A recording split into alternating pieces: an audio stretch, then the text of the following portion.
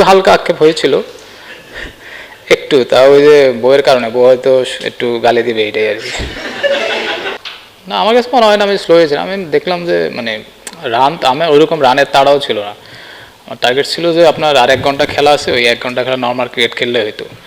আর ও ভালো বল করছিল, ঠিক আছে, হয়তো আমি যেভাবে আশা করছিলাম যেভাবে খেলার কথা ছিল ওইভাবে খেলতে পারিনি, বলটা হঠাৎ করে বল নিচু হয়ে গিয়েছে। আক্ষেপ না, আক্ষেপ হয় না, এতদিন আক্ষেপ হয় না, আজকে না একটু ওই 5 মিনিট মানে আসার পরে 2-3 মিনিট একটু খারাপ লাগছিল আর কি।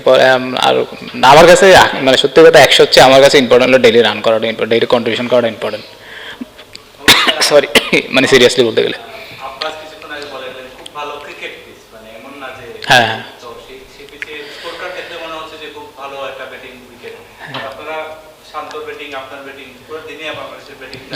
আলহামদুলিল্লাহ।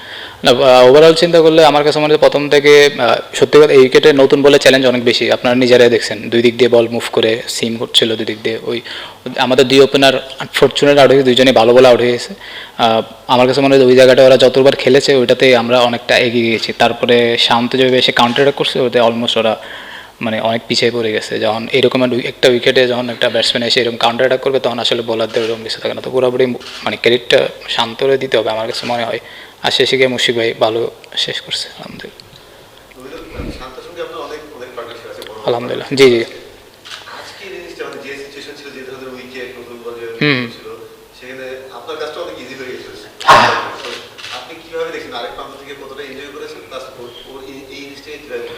আমার কাছে মনে হয় যে আমি যখন প্রথম টেস্ট খেলা শুরু করি বাংলাদেশ টিমের হয়ে, তখন এরকম ওই নন স্ট্রাইকার আমি বেশি ব্যাটিং এনজয় করতাম তামিম ভাই যখন ব্যাটিং করতেন। উনি নিউজিল্যান্ডে অস্ট্রেলিয়া অনেক মানে এরকম খারাপ কম্পিটিশনেও ভালো ব্যাটিং করতো। তো আমার কাছে মনে হয় যে শান্ত মোটামুটি এরকম যে আমার চোখে দেখা সামনাসামনি শান্ত, আমার চোখে দেখা one of the best innings শান্তর লাইফে, জানি না ও কে, কিন্তু আমার কাছে রেট করি আমি ইনিংসটা। জি, আসসালামু আলাইকুম।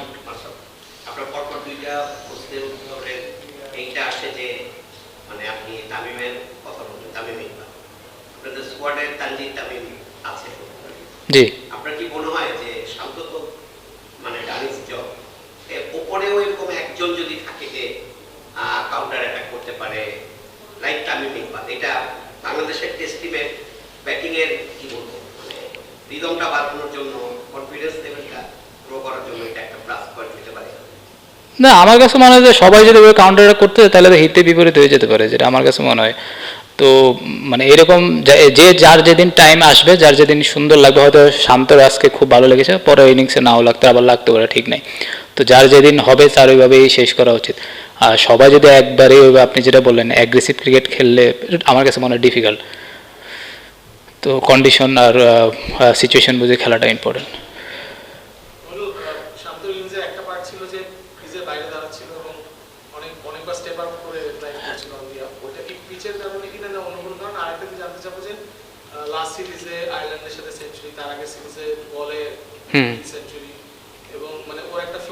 জি সেঞ্চুরি, জি আমার কাছে মনে হয় আউটস্ট্যান্ডিং ফর্মে আছে। আপনি যদি লাস্ট আপনার যে কয়টা ইনিংস যদি দেখেন শ্রীলঙ্কার সাথে, তারপরে আয়ারল্যান্ডের সাথে, তো রিসেন্ট আবার ইংল্যান্ড নিউজিল্যান্ডের সাথে 100 মারলো, তাও আবার প্রেশারে ছিল অনেক, ইনিংস রান না করার পরেও একটা 50 ওভার 100 মারলো, তারপরে আজকেও আবার 100 মারলো, আজকে 100 মারলো, অনেক কন্ডিশনটা ডিফিকাল্ট ছিল।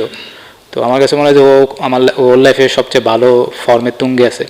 আর প্রথম যেটা বলতেছিলেন যে হেঁটে যাচ্ছিল, ওটা হলো আপনার ওর মাইন্ডসেট, ওর প্ল্যান ছিল যে ওর এগেনস্টে, যে আব্বাসের এগেনস্টে ওকে জায়গা দ্বারে খেললে একটু আপনার একটু ডিফিকাল্ট হয়, কারণ 2 দিক দিয়ে বল মুভ করে, এমন না যে সুইং, 2 দিক দিয়ে বল সিম করে।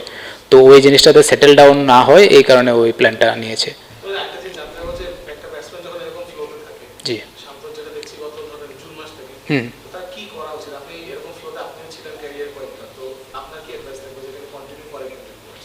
হ্যাঁ অবশ্যই আপনি যেভাবে বললেন অবশ্যই কন্টিনিউ করা উচিত। কীভাবে করবে ওই যে একই মাইন্ডসেট যদি থাকে, ডিফারেন্ট কোনো কিছু চিন্তা না করে, খুব বেশি উপরে না ওঠা, খুব বেশি নিচেও না নামে, আমার কাছে একটু গ্রাউন্ডের থেকে নর্মাল যেভাবে খেলছে, মানে একই মাইন্ডসেটে থাকাটা ইম্পর্টেন্ট এই সময়টা। কারণ মনে হবে যে অনেক সময় ভালো বলটাও মেরে দিই, তো মানে প্যাটার্ন যে প্যাটার্নে আছে ওই প্যাটার্নে যদি একই রকম থাকে, আপনি সাকসেসফুল রান করবেন, ডেইলি রান করবেন যদি আপনার প্যাটার্নটা একই রকম থাকে। প্যাটার্ন যদি আবার ডিফারেন্ট হয়ে যায় তখন একটু ডিফিকাল্ট হয়ে যায়। তো আমার কাছে কোনো প্যাটার্ন যদি ধরতে পারে টেস্ট ক্রিকেটের প্যাটার্নটা, তাহলে রেগুলার এই যে এই ফর্ম চলতে থাকবে আশা করি ইনশাল্লাহ। জি,